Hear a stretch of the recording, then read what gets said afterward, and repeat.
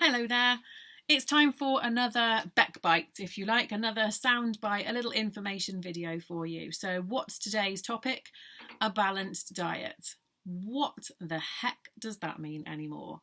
Do you find that you are hunting through social media, that you are listening to the news, and it feels like every few days the advice that we get about what a balanced diet should look like is changing? Are we supposed to have high fat? Are we supposed to have low fat? Are we supposed to have high protein? Are we supposed to have no carbs? What is our plate even supposed to look like anymore? So I wanted to give you some pretty standard information about what a balanced diet actually means, because in theory we hear that phrase bandied about all over the place, don't we? But do you actually know what it means? Does it mean the same thing for everybody? Does it look the same for everybody? And how do we balance that with what we like to eat and what our children like to eat? And have we got to make different meals for everybody in the house so that everybody's getting a balanced diet? How do we match that up with the sizes of portions we're supposed to be eating? And there's a video that I've just popped onto my support group, and there's a video on YouTube as well that explains a little bit in my words how you can keep an eye on your portion control. So I can pop that up in the comments for you as well if you think that would be helpful. So what does a balanced diet actually mean, and where do we even start looking for what that would look like on our plate? A great place to start is here. It's called the Eat Well plate. And okay, when you first look at it, it looks a little bit like the plate you get when you're a child, when you've got like little bits of food coloured on your plate and the plate is divided up. Either a child or a prison tray, it always makes me think of when everything's divided into its sections. But it's to give us an idea of the amount of each kind of food that we should be eating. So, during the course of a day, we need to think about the number of servings of each different food group that we need to have during the course of a day. But also, for each meal, we need to think about the proportions of that meal that perhaps should be made up by certain groups of food. So, if we look at it from a plate point of view to start with, let's do that. Let's take it meal by meal, and then we will look at the number of servings in a day that you're supposed to build up your day with. So the Eat Well guide is like a plate, the Eat Well plate. And it reminds us that between 1/3 and 1/2 of our plate should be made up of vegetables or salad. This is to help prime all our digestive enzymes. It's to help make sure that we get all the micronutrients, the vitamins and the minerals that are important parts of those foods, because those minerals, those micronutrients are crucial for our bodies releasing the energy that we need from the macronutrients, from the carbohydrates, the fats and the proteins that we eat. So 1/3 to 1/2 of our plate as vegetables or salad every time we sit down to a meal. Now, okay, if it's breakfast time, you might not want to be tucking into a salad at breakfast time, but you might be having cooked tomato, you might be having cooked mushroom, you might be having a handful of spinach with it. So there are always options like that, aren't there, to add your vegetables in. Or if it's fruit, remember we're looking at between 3 and 5 portions of fruit a day. So think about the fact that your plate could be made up, or your bowl could be made up of 1/3 or 1/2 of fruit if it's your breakfast time. Okay, so we're looking at that sort of proportion as green bits and colourful bits on our plate. We're looking at between 1/4 and 1/3 as well, I guess. This part of your plate being made up of your carbohydrates, your grains, your potatoes. Maybe it's pasta, maybe it's rice, maybe it's potato, maybe it's a jacket potato the size of our fist. So our plate, 1/3 to 1/4 of the plate being made up of carbohydrate. If it's 1/4 of the plate, then 1/4 of the plate as protein. Or here you can see it showing slightly less protein here, because we've got 1/3 of vegetables and we've got 1/3 of carbohydrate on this plate here. So the remaining third here is made up of protein. So that can be animal protein or plant-based protein. If it's animal protein, even better if it can be at least one portion of oily fish a week, but we're looking at about a third of our plate, or just less than a third of our plate being protein. Now, sometimes that protein can cross over into dairy, can't it, if it is cheese? You know, that's a good example of something that is dairy, but it's also high protein as well. So we're looking for that final third of our plate being made up of protein, or it might be dairy. And you'll notice here, a tiny part of our plate, this tiny segment here, is fat. Oils, butter, spreads.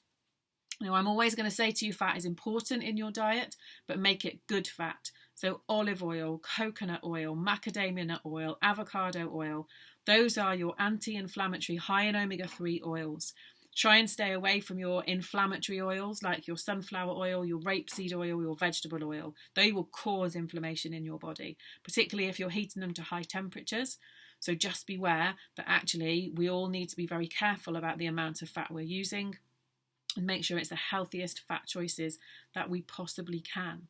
So of our plate, 1/3 to a half of vegetables, 1/3 carbohydrate or grain, and 1/3 made up of our protein and or dairy. A few fats, we're trying to minimise the sugary additions that we make through the course of the day. So that is our Eat Well guide. That's for the plate, for the meal. Through the course of a day then, we're looking at 5 vegetable portions if we can. We talk about 5 a day. If it could be 5 vegetables plus 3 to 5 fruits in a day, amazing. We're looking at 8 to 10 portions or servings of carbohydrate. So that's our grains, our potatoes, our pasta, our cereal, maybe a slice of bread through the course of a day. We're looking at 2 to 3 portions of high quality protein. So animal protein, fish protein, or plant-based protein. And maybe 2 to 3 portions of dairy. So that's our milk, yogurt, cheese, but just be aware that cheese can be high in fat too, so check your portion sizes for your cheese.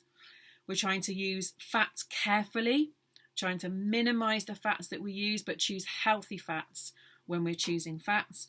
And obviously, then you've got your other bits and bobs, your kind of empty foods, your snacks, your salty things, your sugary things. So those don't need to feature every single day in your life. Do you need to have them every single day? Do you need to have them every single meal? Should they even be referred to as treat foods? Do we need to change the language around those kind of foods? So those are our appearing every now and then kind of things. They are not our daily intake, but they are something that we need to mindfully think about. Where are these fitting into my day? How come they're creeping in every mealtime? How come they're creeping in between my meals? Just something to be super mindful of. So that's our Eat Well plate for a balanced diet. Those are the kind of proportions that we're talking about, and that is in your standard everyday diet. Now, obviously, if you are vegetarian, then you're not going to be eating animal sources of protein, are you? So we need to look again at these portions and see what we need to tweak slightly if we're a vegetarian. So our whole grains, our carbohydrate, those kind of things. We're still looking at a high number of portions in the day, but we're looking at closer to 10 or 12 portions of whole grain carbohydrates if you're a vegetarian. Your protein is now going to come from legumes and perhaps soy products. But again, that's 1 to 3 servings a day, depending on where you are choosing those from. If you're using eggs, you might be having eggs once a day if you're a vegetarian, obviously not if you're a vegan.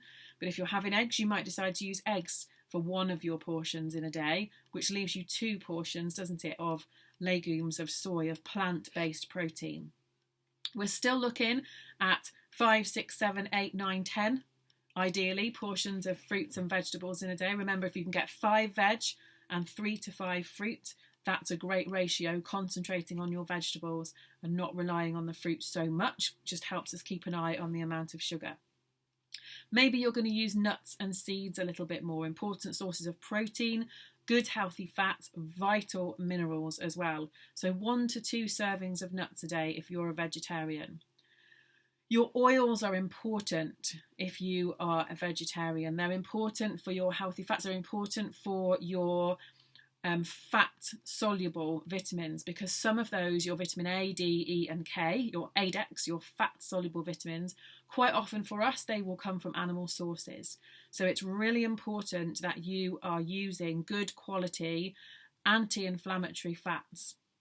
You're using avocado, macadamia nut, you're using olive oil, you're using coconut oil, those kind of things. So you're making sure that you have got sources of your fat soluble vitamins.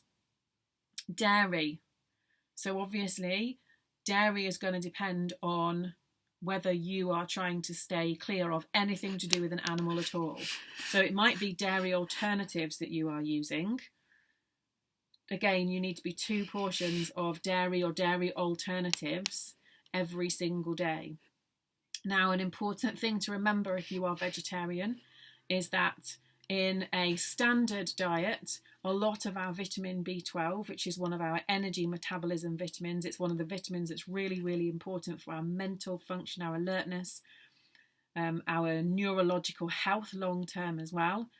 Vitamin B12 only really comes in significant amounts from animal products. So if you're a vegetarian, or even more so if you're a vegan, it's extremely important that you're taking a vitamin B12 supplement of the highest possible quality that you can.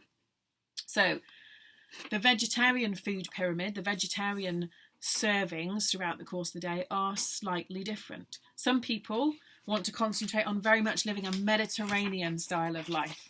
So if that's for you, then again, your portions are slightly different. Predominantly, your day is going to be made up of fruits and vegetables, and a massive part of your diet is fresh fruit and vegetables. You're probably going to be eating lots of high quality meat and high quality fish, and the Mediterranean diet is absolutely full of fresh fish and fresh meat.